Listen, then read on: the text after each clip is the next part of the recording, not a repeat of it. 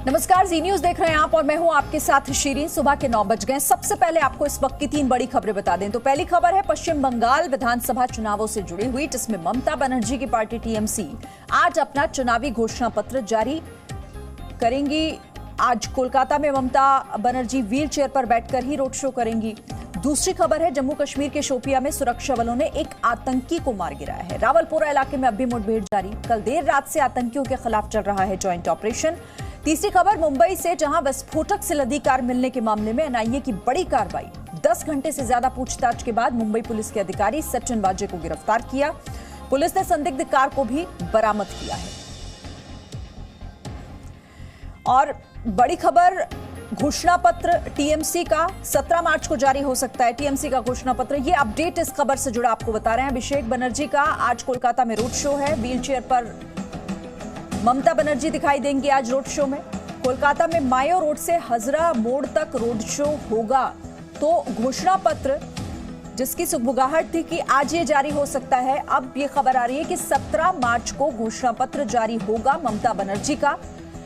आज road show के दौरान व्हील चेयर पर ममता बनर्जी दिखाई देंगी। कोलकाता में मायो रोड से हजरा रोड तक ये रोड शो होगा, जिसमें अभिषेक बनर्जी और साथ में होंगी ममता बनर्जी। लेकिन ममता बनर्जी चुनाव प्रचार में इस बार अलग तरह से दिखाई देंगी। चोटिल होने की वजह से वो व्हील चेयर पर होंगी और इसी तरह से रोड शो में वो शिरकत करेंगी। तो 2 बड़ी खबरें हैं ये। पहली बड़ी खबर ये कि तृणमूल कांग्रेस का जो घोषणा पत्र जारी होना है वो 17 मार्च को जारी हो सकता है। उसका ऐलान 17 मार्च को किया जा सकता है। दूसरी चीज ये कि आज ममता बनर्जी व्हील चेयर पर चुनाव प्रचार करती हुई नजर आएंगी।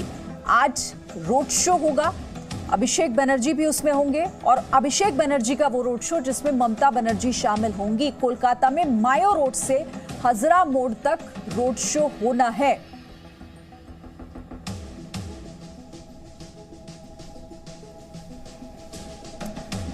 तो देखिए, पश्चिम बंगाल की मुख्यमंत्री ममता बनर्जी के लिए आज का दिन खास है। टीएमसी हालांकि घोषणा पत्र 17 मार्च को होगा जारी, लेकिन आपको यहां पर यह भी बता दें कि यह फैसला अचानक से लिया गया है। ममता बनर्जी अपने भतीजे अभिषेक बनर्जी के साथ कोलकाता में रोड शो में आज शामिल होने जा रही हैं। कोलकाता में टीएमसी का आज का कार्यक्रम नंदीग्राम दिवस के मौके पर हो रहा है और ममता बनर्जी के भतीजे अभिषेक बनर्जी आज कोलकाता में मायो रोड से हाजरा मोड़ तक रोड शो करने वाले हैं और ममता बनर्जी इस रोड शो में व्हील चेयर पर बैठकर ही शामिल होंगी।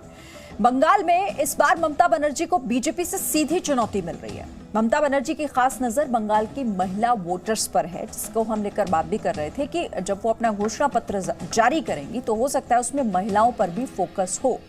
लेकिन आज रोड शो होना है, यानी कि बंगाल की सियासत में आज सुपर संडे साबित होने वाला है। ममता बनर्जी की पार्टी ने अपना घोषणा पत्र का कार्यक्रम अचानक क्यों टाला, ये जानना भी दिलचस्प होगा।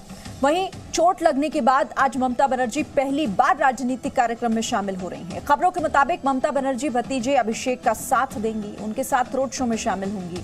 हालांकि ममता आज भी व्हील चेयर पर ही दिखेगी क्योंकि वो अभी चोट से उबरी नहीं है। तो दीदी अपने वादों का पिटारा कोलकाता में खोलेंगी, लेकिन आज दोपहर ममता के भतीजे और टीएमसी सांसद अभिषेक बनर्जी रैली करने वाले हैं। चुनावी टक्कर देने के लिए गृह मंत्री अमित शाह खड़गपुर में रोड शो करने वाले हैं।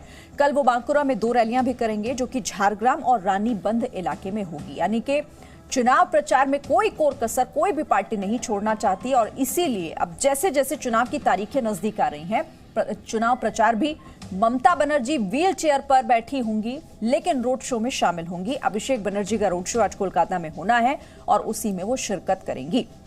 तो फिलहाल आपको टीएमसी पर 5 बड़ी बातें हम बता देते हैं। पहली बड़ी बात ये, आज टीएमसी घोषणा पत्र जारी नहीं करेगी और ये जो अगली तारीख हो सकती है घोषणा पत्र जारी होने की, वो 17 मार्च हो सकती है। सीधे रुक कर लेते हैं हम पहले। हमारे साथ जुड़ गई हैं पूजा मेहता, जो और ज्यादा डिटेल्स हम तक पहुंचाएंगी। पूजा, पहले कहा जा रहा था कि आज हो सकता है कि घोषणा पत्र जारी हो, लेकिन अब खबर आ रही है कि 17 मार्च वो तारीख हो सकती है। बिल्कुल शिरीन, आपको बता दें कि आज मैनिफेस्टो रिलीज होना था। 2 बार टाइम चेंज किया गया। पहले 2 बजे होना था, फिर उसको बदलकर 7 बजे शाम को टाइम रखा गया। लेकिन अभी अभी तृणमूल कांग्रेस से जो सूत्रों के हवाले से खबर आ रही है कि आज घोषणा पत्र जारी नहीं होगा, बल्कि 17 तारीख को होगा। और आखिरकार ये महत्वपूर्ण होगा जानना कि ये क्यों पोस्टपोन किया गया। क्योंकि आज अभिषेक बनर्जी जो तृणमूल कांग्रेस के सांसद है और ममता बनर्जी के भतीजे हैं, वो नंदीग्राम दिवस पर एक रैली निकालने वाले थे जो हर साल तृणमूल कांग्रेस निकालती है। मेयो रोड से लेकर हाजरा मोड़ तक ये रैली होनी थी और ममता बनर्जी को सिर्फ हाजरा मोड़ में जाकर अपना पहला पब्लिक अपीयरेंस करना था व्हील चेयर पर। लेकिन अभी अभी जो है डिसीजन लिया गया तृणमूल कांग्रेस की ओर से कि इस पूरे रैली के रूट के दौरान जहां से शुरू हो गई ये रैली मेयो रोड से लेकर हाजरा मोड़ तक जो है ये पूरे रैली के रूट में ममता बनर्जी व्हील चेयर पर रहेंगी और ये पहली ऐसी पदयात्रा होगी, पहला ऐसा राजनीतिक कार्यक्रम उनके अस्पताल से रिलीज होने के बाद जिसमें आज शामिल होगी ममता बनर्जी। तो कई मायनों में ये इंपॉर्टेंट होगा क्योंकि ये व्हील चेयर पर ममता बनर्जी का पहला पब्लिक अपीयरेंस है, पहले राजनीतिक कार्यक्रम में आज शामिल होगी और आज ही 3:30 बजे के आसपास ममता बनर्जी रवाना होगी दुर्गापुर के लिए। रात को दुर्गापुर में ही रहना है क्योंकि सोमवार को ममता बनर्जी पुरुलिया में मीटिंग करेगी, उसके बाद 16 तारीख को झारग्राम में और 17 तारीख को बांकुड़ा की रैली खत्म कर ममता बनर्जी कोलकाता आएंगी और 17 तारीख को शाम को ही घोषणा पत्र जारी किया जाएगा। पूजा, देखिए आज का दिन नंदीग्राम दिवस के तौर पर बीजेपी यहाँ पर टीएमसी हर साल कार्यक्रम करती है, लेकिन आज की रैली क्यों महत्वपूर्ण हो जाती है? उसे तो इसी बात से समझा जा सकता है कि घोषणा पत्र भी जारी होना था आज, लेकिन उसे भी आगे पोस्टपोन कर दिया गया क्योंकि इस रैली में व्हील चेयर पर पहला अपीयरेंस ममता बनर्जी का, वो भी पूरे रास्ते वो व्हील चेयर के जरिए ही जाएंगी आगे इस रोड शो में। बिल्कुल शिरीन, इस पूरे पदयात्रा के दौरान जहां तृणमूल कांग्रेस के नेता, सांसद, विधायक पदयात्रा करते हुए दिखेंगे, बीच में और सबसे सामने रहेंगे ममता बनर्जी जो कमांडर है पार्टी की और वो व्हील चेयर पर रहेंगी। तो इस पूरे रूट के दौरान जहां से शुरू हो गई रैली मेयो रोड से लेकर जहां पे खत्म होनी है हाजरा रोड तक, इस पूरे रूट पर जो है ममता बनर्जी व्हील चेयर पर ही मौजूद होंगी। और उसके बाद क्योंकि हमको पता है आगे का जो कार्यक्रम होगा, क्योंकि पुरुलिया, बांकुड़ा, झारग्राम इन 3 जिलों में जो है ममता बनर्जी की 15 तारीख से पब्लिक मीटिंग्स है, वहां पर भी ममता बनर्जी व्हील चेयर पर ही दिखेंगी। लेकिन इंपॉर्टेंट इसलिए भी है क्योंकि आज नंदीग्राम दिवस है और ठीक 14 साल पहले इसी दिन 14 मार्च को 14 लोगों की जान गई थी 2007 साल में पुलिस फायरिंग में। तो कहा जा रहा था कि क्योंकि ममता बनर्जी भी नंदीग्राम से कैंडिडेट है तो आज का दिन चुना गया था घोषणा पत्र जारी करने के लिए, क्योंकि खुद भी नंदीग्राम को रिप्रेजेंट कर रही हैं। लेकिन उसके बाद क्योंकि आज जो है ये रैली का डिसीजन लिया गया तो घोषणा पत्र का जो रिलीज होने का जो कार्यक्रम था उसको फिलहाल पोस्टपोन करके 17 तारीख पर रखा गया है और आज ममता बनर्जी अपना पहला पब्लिक अपीयरेंस करेगी इस पब्लिक मीटिंग से। ठीक है पूजा, क्योंकि दिन खास है और चोट से वोट तक का सफर तय करने की कोशिश है ये टीएमसी की, आप नजर रखिएगा, फिर से आपके पास आएंगे और डिटेल्स के लिए। तो देखिए, बीजेपी के लिए बंगाल के साथ साथ केरल में भी अहम माना जा रहा है चुनाव, क्योंकि बीजेपी ने 140 सीटों में से 25 सीटें सहयोगी दलों के लिए छोड़ दी हैं। पहले एक रिपोर्ट देखिए। बंगाल के बाद केरल पर बीजेपी की नजर। केरल में पांव जमाना चाहती है बीजेपी। यूडीएफ और एलडीएफ गठबंधन के बीच बीजेपी केरल में अपनी पैठ जमाना चाहती है। दक्षिणी भारत के राज्य केरल में अपनी जमीन तलाश रही है। बीजेपी 115 सीटों पर चुनाव लड़ने की घोषणा कर चुकी है, साथ ही 25 सीट साथी दलों को देने के लिए छोड़ दी है। केरल बीजेपी अध्यक्ष के मुताबिक बीजेपी अपने उम्मीदवारों की लिस्ट का ऐलान आज करेगी। दिल्ली में बीजेपी की केंद्रीय चुनाव समिति की बैठक के बाद केरल में 140 विधानसभा सीट में से बीजेपी 115 पर चुनाव लड़ने का फैसला कर चुकी है। हाल ही में बीजेपी में शामिल हुए मेट्रोमैन ई श्रीधरन की उम्मीदवारी पर भी आज फैसला हो सकता है। गौरतलब है कि केरल में 6 अप्रैल को 140 सीटों पर वोट डाले जाएंगे, वहीं 2 मई को चुनाव के नतीजे घोषित किए जाएंगे।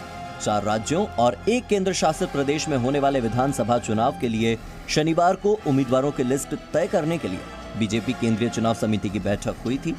बैठक में बीजेपी अध्यक्ष जेपी नड्डा, केंद्रीय गृह मंत्री अमित शाह, रक्षा मंत्री राजनाथ सिंह, चुनावी राज्यों के बड़े नेताओं समेत तमाम बड़े नेता मौजूद रहे।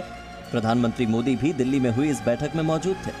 सबसे पहले असम के उम्मीदवारों के नाम पर चर्चा हुई, जिसके बाद तमिलनाडु की 17 सीटों पर चर्चा हुई, फिर केरल के उम्मीदवारों के नामों पर चर्चा हुई और सबसे आखिर में पश्चिम बंगाल के उम्मीदवारों के नाम पर चर्चा की गई। ब्यूरो रिपोर्ट, जी मीडिया। अब आपको दिखाते हैं कि कैसे हाईवे पर आंदोलनकारी अवैध निर्माण करा रहे हैं। जी न्यूज पर पक्के मकान बनाए जाने की खबर दिखाए जाने के बाद एक्शन हुआ है। पुलिस ने इस तरह से बन रहे पक्के मकानों को रुकवा दिया है।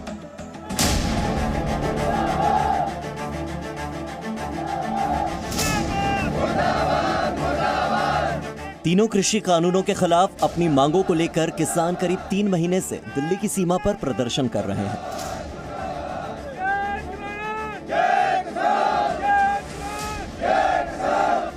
कभी टेंट लगाकर सड़कों पर कब्जा करते हैं तो कभी ट्रैक्टर रैली निकालकर दिल्ली में हिंसा फैलाते हैं।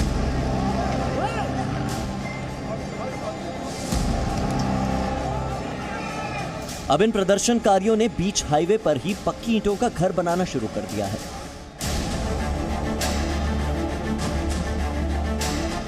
प्रदर्शन कर रहे ये लोग सरकार पर दबाव बनाने के लिए तरह तरह के तरीके अपना रहे हैं। सरकार हाईवे का निर्माण लोगों की आवाजाही को आसान करने और 2 शहरों की दूरी को कम करने के लिए करती है, लेकिन ये आंदोलनकारी आम जनता के टैक्स से बने हाईवे पर अपना घर बनाने में लगे हैं। ये टीकरी बॉर्डर के हाईवे पर अवैध कब्जे की तस्वीरें हैं। आंदोलन के नाम पर प्रदर्शनकारियों के अतिक्रमण की तस्वीरें हैं। प्रदर्शनकारियों का कहना है कि वो गर्मी से बचने के लिए पक्के मकान बना रहे हैं। किसान भी अब गर्मी में इस तपती धूप में कैसे रहेंगे, इसलिए ये मकान ये बना रहे हैं। तो अब देखिए, ये पंजाबी जो है इनकी विरासत है, ये अच्छा खाते हैं, अच्छा पहनते हैं और अच्छी जगह रहते हैं, इसलिए ये ईंटें मंगवाकर मकान बना रहे हैं। और ये मकान पूरा बन जाएगा, इस पर छत डलेगी और इसमें एसी लगाकर जो बुजुर्ग आदमी हैं, हमारी और बहनें यहाँ आ रही हैं, उनके रहने के लिए इंतजाम किया जा रहा है। तो इसलिए ये मकान बन रहा है। जी न्यूज पर खबर दिखाए जाने के बाद प्रशासन ने एक्शन लिया। पुलिस ने 2 FIR दर्ज करने के साथ साथ निर्माण का काम भी रुकवा दिया। दरअसल टीकरी बॉर्डर के आसपास रहने वाले लोगों को इन प्रदर्शनकारियों की वजह से रोजाना भारी परेशानी का सामना करना पड़ रहा है। इन लोगों को अपने दफ्तर, अपनी दुकानें और अपने घरों तक जाने के लिए बेवजह कई किलोमीटर का सफर तय करना पड़ता है, क्योंकि प्रदर्शन के नाम पर इन प्रदर्शनकारियों ने सड़कों पर ही कब्जा जो कर रखा है। दिल्ली से संवाददाता अमित भारद्वाज के साथ ब्यूरो रिपोर्ट, जी मीडिया। और मुंबई से बड़ी खबर आ रही है, जहां पर NIA ने रात में महाराष्ट्र पुलिस के encounter specialist assistant sub inspector Sachin वाजे को गिरफ्तार किया है। मनसुख हिरेन की संदिग्ध मौत के मामले में सचिन वाजे को गिरफ्तार किया गया। मनसुख की स्कॉर्पियो कार उद्योगपति मुकेश अंबानी के एंटीलिया हाउस के बाहर खड़ी मिली थी, जिसमें विस्फोटक भरे हुए थे। आज सचिन वाजे को अदालत में पेश किया जा सकता है।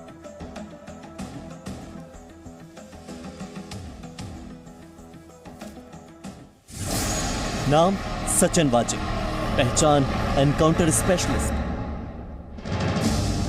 जिस सचिन वाजे की पहचान एनकाउंटर स्पेशलिस्ट के रूप में थी, वो अब NIA के शिकंजे में है। मुंबई में मुकेश अंबानी के घर के पास विस्फोटक भरी गाड़ी मिलने के मामले में NIA ने ये एक्शन लिया है। NIA ने मुंबई पुलिस के सचिन वाजे को गिरफ्तार किया है। सचिन वाजे ने गिरफ्तारी से बचने के लिए शुक्रवार को ही ठाणे की कोर्ट में अग्रिम जमानत की अर्जी दी थी, लेकिन कोर्ट ने सचिन वाजे को जमानत देने से इनकार कर दिया था। अगली सुनवाई 19 मार्च को है। NIA ने शनिवार की रात सचिन वाजे को IPC की धारा 286, 465, 473, 506(2), 120(b) और 4 ABI एक्सप्लोजिव सब्सटेंस एक्ट 1908 के तहत गिरफ्तार किया है। आज सचिन वाजे को कोर्ट में पेश किया जा सकता है। मनसुख हिरेन की मौत के बाद उनकी पत्नी ने सचिन वाजे पर हत्या का आरोप लगाया था। इसके बाद से उनकी गिरफ्तारी की मांग की जा रही थी। और पुलिस वालों ने जो बताया कि उन्होंने आत्महत्या की, वो कभी सोच भी नहीं सकते ऐसा। और ये जो उन्होंने उनके बारे में जो ये अफवाह उन्होंने फैलाई है, बहुत गलत फैलाई है। क्यों इसकी इंक्वायरी तय तक होनी चाहिए। ये मेरा सच तक जाने का मेरा एक है कि और हमारी पूरी फैमिली पे इस पे इफेक्ट हो रहा है। मनसुख की पत्नी ने खुलासा किया कि विस्फोटक वाली स्कॉर्पियो कार पिछले 4 महीने से API सचिन वाजे ही इस्तेमाल कर रहे थे। उन्होंने ATS को दर्ज कराए अपने बयान में भी सचिन वाजे पर ही हत्या का शक जाहिर किया था। यह आरोप विमला हिरेन ने महाराष्ट्र के मुख्यमंत्री उद्धव ठाकरे को लिखे एक पत्र के जरिए लगाए थे। इसका खुलासा पूर्व मुख्यमंत्री और BJP नेता देवेंद्र फडणवीस ने विधानसभा में पिछले हफ्ते किया। सचिन वाजे को गिरफ्तार किया गया, लेकिन मुंबई पुलिस ATS परमवीर सिंह ने जो उसको गिरफ्तार नहीं किया, उसका जवाब देना पड़ेगा। और मुख्यमंत्री शिवसेना प्रमुख उद्धव जी ठाकरे ओसामा सचिन वाजे के बारे में अब क्या कहना चाहेंगे? अब ये आगे आगे देखो क्या बाहर आता है। मुंबई पुलिस क्राइम ब्रांच के सहायक पुलिस निरीक्षक सचिन वाजे का तबादला नागरिक सुविधा केंद्र में कर दिया गया था, जो कि पुलिस की एक इकाई है। दरअसल मनसुख हिरेन की मौत के मामले में सचिन वाजे का नाम सामने आने के बाद उनका तबादला किया गया था। मुंबई में बिजनेसमैन मुकेश अंबानी के घर के पास 25 फरवरी को एक गाड़ी में विस्फोटक मिला था, जो कि मनसुख हिरेन की गाड़ी थी। इसके बाद से मनसुख से लगातार थाने बुलाकर पूछताछ भी की जा रही थी। इस बीच ठाणे में मनसुख हिरेन का शव मिलने के बाद शक और गहरा हो गया था। मामले की जांच कर रही महाराष्ट्र एटीएस ने पिछले हफ्ते सचिन वाजे का बयान दर्ज किया था। सचिन वाजे को 2004 में ख्वाजा यूनुस की कथित तौर पर हिरासत में मौत के मामले में भी सस्पेंड किया गया था। इसके बाद 2020 में सचिन वाजे की सेवाएं बहाल कर दी गई थी। मुंबई से अंकुर त्यागी के साथ ब्यूरो रिपोर्ट, जी मीडिया। लापरवाही की वजह से कोरोना के नए केसेस फिर बढ़ रहे हैं। मास्क जरूरी है, सोशल डिस्टेंसिंग भी जरूरी है, लेकिन इन सब नियमों को भूलने की वजह से क्या नुकसान हो रहे हैं, चलिए एक रिपोर्ट के जरिए आपको बताते हैं।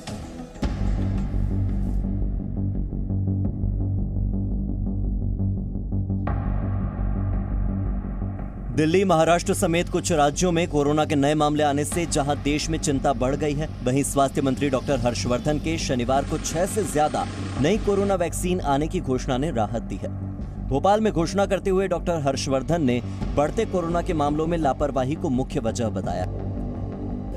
थोड़ा थोड़ा करके धीरे बढ़ रहे हैं। ये धीरे केस क्यों बढ़ रहे हैं?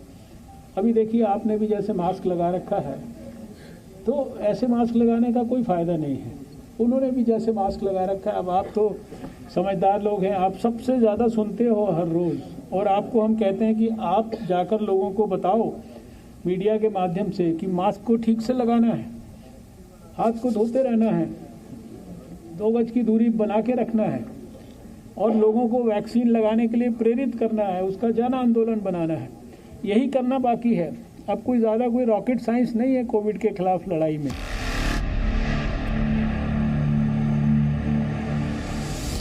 कुछ राज्यों में कोरोना के नए मामले बढ़ने के बाद सरकार ने हवाई यात्रा के लिए नई गाइडलाइंस जारी कर दी हैं। महाराष्ट्र में लगातार दूसरे दिन 15,000 से ज्यादा कोरोना के नए केस सामने आए हैं। वहीं 24 घंटे में 88 मरीजों की कोरोना से मौत हो गई, जो कि वाकई में चिंताजनक है। हालांकि स्वास्थ्य मंत्री डॉक्टर हर्षवर्धन के मुताबिक 1,84,00,000 से ज्यादा लोगों को कोविड का इंजेक्शन लगाया जा चुका है। स्वास्थ्य मंत्री ने एक बार फिर से आईसीएमआर के काम की तारीफ की है। स्वास्थ्य मंत्री डॉक्टर हर्षवर्धन ने कहा कि भारत अपने सिद्धांतों के मुताबिक ही काम कर रहा है। हम न केवल देश को महामारी से बचाने का काम कर रहे हैं, बल्कि दुनिया के कई देशों को वैक्सीन मुहैया कराने का काम भी भारत कर रहा है। दुनिया के 71 देशों को आज हम वैक्सीन दे रहे हैं, और सारा विश्व हमारा परिवार है। ये कल्पना जो है हमारे लिए केवल कोई ये स्लोगन नहीं है, ये हमारा संस्कार है। इसको हम जी रहे हैं, और इसको अंतर्राष्ट्रीय स्तर पर भी जीकर दिखा रहे हैं। स्वास्थ्य मंत्री डॉक्टर हर्षवर्धन ने एक बार फिर देश के लोगों से अपील की है कि वे किसी तरह की गलतफहमी को न पालें और लापरवाही न बरतें। सभी लगातार इन नियमों का पालन करें। स्वास्थ्य मंत्री ने जोर देकर कहा कि हमें कोविड वैक्सीनेशन को एक जन आंदोलन का रूप देना होगा। Bureau report, ji media. Presenting B News app, available on Google Play and App Store. Download it now.